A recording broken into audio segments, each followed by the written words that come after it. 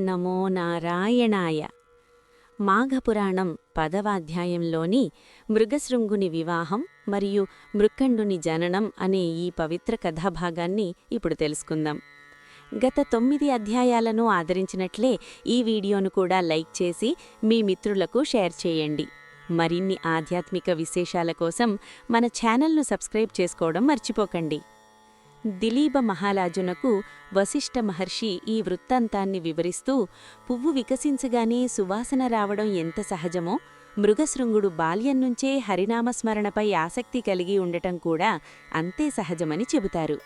5 సంవత్సరాల వయస్సులో గురుకులంలో చేరి సకల శాస్త్రాలను నేర్చుకొని పండితుడైన మృగశృంగుడు విద్య పూర్తి కాగానే తల్లిదండ్రుల అనుమతితో దేశాటన చేసి అనేక పుణ్యనదులలో స్నానమాచరించి మాఘమాస ఫలాన్ని పొందుతాడు.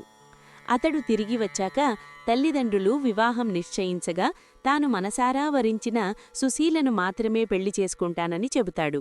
దానికి వారు అంగీకరించి ఒక శుభముహూర్తాన వారికి వైభవంగా వివాహం జరిపిస్తారు. అయితే సుశీల స్నేహితురాళ్లైన మరో 2 యువతులు కూడా మృగశృంగుడిని చూసి తమను కూడా పెళ్లి చేసుకోమని కోరుతారు.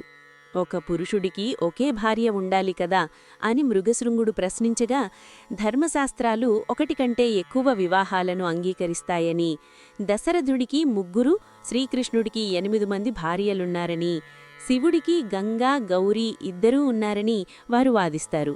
అక్కడకు వచ్చిన మునీశ్వరులు కూడా ఆ కన్యల అభీష్టాన్ని నెరవేర్చమని, లేదంటే వారు దుఃఖిస్తే నీకు జయం కలగదని సూచించడంతో అందరి అభిమతం ప్రకారం మృగశృంగుడు ఆ 2 కూడా వివాహం చేసుకుంటాడు. ఈ సందర్భంలోనే వశిష్ఠ మహర్షి దిలీపుడికి 8 రకాల వివాహాల గురించి వివరిస్తారు.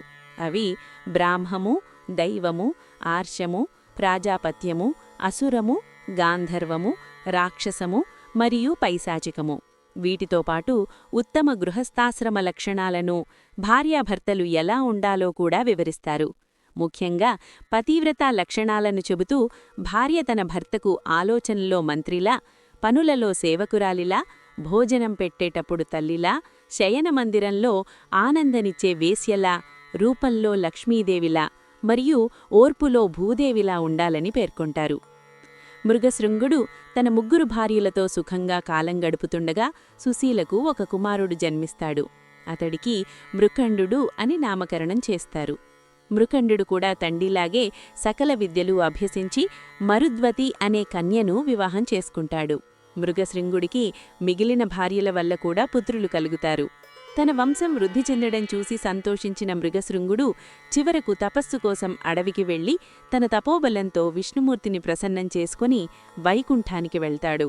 ఆ తరువాత మృకండు సంసార భారాన్ని మోస్తూ తనకు సంతానం లేదని బాధపడుతూ కాశీక్షేత్రానికి వెళ్తాడు. అక్కడ గంగానదిలో స్నానమాచరించి విశ్వనాథుని సేవలో నిమగ్నమవుతాడు. 1 ఏడాది గడిచాక మృకండుని 3 తల్లులు కాశీలో మరణించి మోక్షాన్ని పొందుతారు. సంతానం కోసం మృకండు, మరుద్వతి చేసిన ఘోర తపస్సుకు మెచ్చిన పార్వతీ పరమేశ్వరులు ప్రత్యక్షమై, కలకాలం వైధవ్యంతో ఉండే పూత్రిక కావాలా లేక అల్పాయుష్కుడైన పుత్రుడు కావాలా అని అడుగుతారు.